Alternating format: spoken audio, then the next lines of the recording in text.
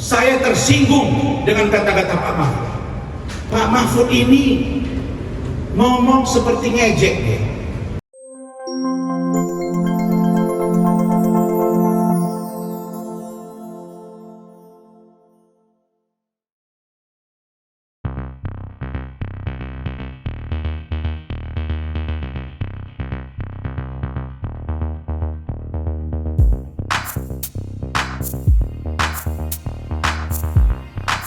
Saya juga menyampaikan kekecewaan saya yang maha berat kepada Bapak Profesor Dr. Mahfud MD.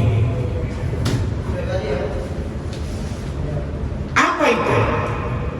Pak Mahfud bicara di podcastnya Terus Terang Mahfud MD. Pak Mahfud ini ngomong seperti ngejek ya. Polisi, ada orang pengacara yang nggak diminta, tapi dia bantu-bantu polisi.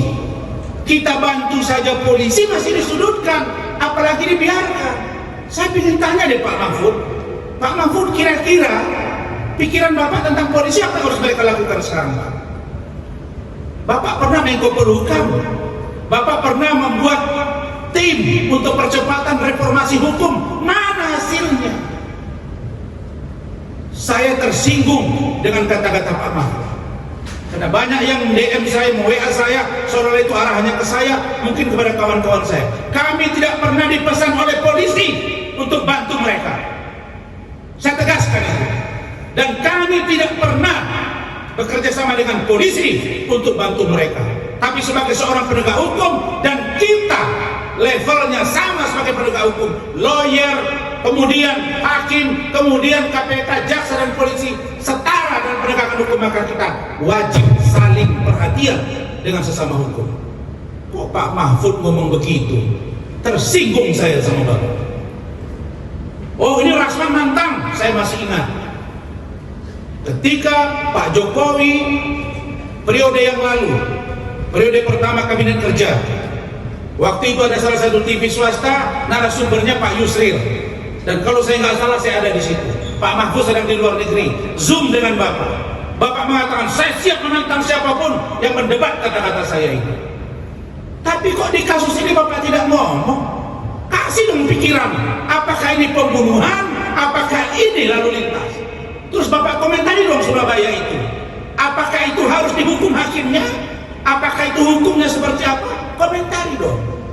Jangan karena Bapak. Saya khawatir Pak Mahfud ini nanti begini-begini, nanti masuk ke dalam sistem, jadi ini jadi itu lagi. Takut saya nanti jadi berubah. Jadi Pak Mahfud, tolonglah Bapak berbicara, saya di DM, saya tersinggung dengan kata-kata Bapak. Jangan Bapak pikir Bapak segala-galanya, Bapak senyum-senyum seolah kita ini orang yang muda-muda ini tidak berisi Pak. Yang Bapak baca KUHP, KUHP, undang-undang sama dengan yang saya baca. Dan saya tidak pernah gentar menghadapi orang seperti yang Bapak sampaikan ini. Ini jelas ya, saya punya track record sendiri, jangan rendah-rendahkan saya.